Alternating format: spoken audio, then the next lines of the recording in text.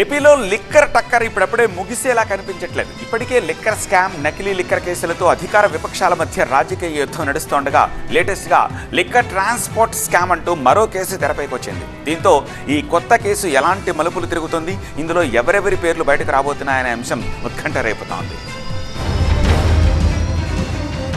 Liquor scam case కీలక మలుపులు తిరుగుతుంది.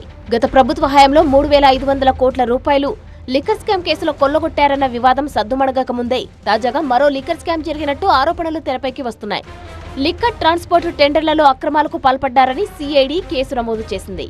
ఈ కేసులో గత ప్రభుత్వ పెద్దల ప్రమేయం ఉన్నట్లు సిఐడి గుర్తించింది. ఏపీఎస్పీ బీసీఎల్ డిపోల నుంచి ప్రభుత్వ దుకాణాలకు లిక్కర్ ట్రాన్స్పోర్టు కాంట్రాక్టులను గతంలో జిల్లాల స్థాయిలో జాయింట్ కలెక్టర్ల నేతృత్వంలోనే నిర్ణయించే ప్రక్రియ ఉండగా అందుకు విరుద్ధంగా ఏపీఎస్పీ బీసీఎల్ స్థాయిలోనే కాంట్రాక్టు జరిగేలా నిబంధనలు సడలించారని విజిలెన్స్ తనిఖీలో గుర్తించారు. ఏపీలో కూటమి అధికారంలోకి రాగానే లిక్కర్ ట్రాన్స్పోర్ట్ టెండర్లలో అక్రమాలకు పాల్పడ్డారని విజిలెన్స్ విచారణకు ప్రభుత్వం ఆదేశించింది. వైసీపీ అధికారంలోకి రాగానే అప్పటి వరకు ఏపీఎస్పీ బీసీఎల్ డిపోల నుంచి ప్రభుత్వ దుకాణాలకు 13 రూపాయల చొప్పున ఒక్కో కేసును తరలిస్తూ ఉండగా సిగ్మా అనే ప్రైవేటు సంస్థకు ట్రాన్స్పోర్ట్ టెండర్ కట్టబెట్టి ఒక్కో కేసును 34 చొప్పున ట్రాన్స్పోర్ట్ చేసేలా నిబంధనలు మార్చి ప్రభుత్వ ఖజానాకు నష్టం వాటిల్లేలా వ్యవహరించారని విజిలెన్స్ నివేదికలో స్పష్టం చేసింది. అయితే గత ప్రభుత్వంలో దాదాపు 5 ఏళ్లు ఇలాగే వ్యవహారం నడిపారని, సిగ్మా సంస్థ నుంచి ప్రాంతాల వారీగా సబ్ కాంట్రాక్ట్ రూపంలో సైతం ట్రాన్స్పోర్ట్ టెండర్లు దక్కించుకొని వ్యవహారం మొత్తం నడిపినట్లు విజిలెన్స్ రిపోర్టు పేర్కొంది. అయితే విజిలెన్స్ నివేదిక ప్రభుత్వానికి చేరడంతో ఈ నెల 10న సిఐడి కేసు నమోదు చేయగా సిట్ కేసును విచారించనుంది. లిక్కర్ ట్రాన్స్పోర్ట్ టెండర్లలో అక్రమంగా 400 కోట్ల వరకు లబ్ధి పొందడంతో పాటు ప్రభుత్వ ఖజానాకు నష్టం వాటిల్లేలా వ్యవహరించారని సిఐడి కేసు నమోదు చేసింది. ఈ కేసులో ఇప్పుడు ప్రాంతాల వారీగా సబ్ కాంట్రాక్టులు దక్కించుకున్న నేతలు ఎవరనే దానిపై ఉత్కంఠ రేపుతోంది.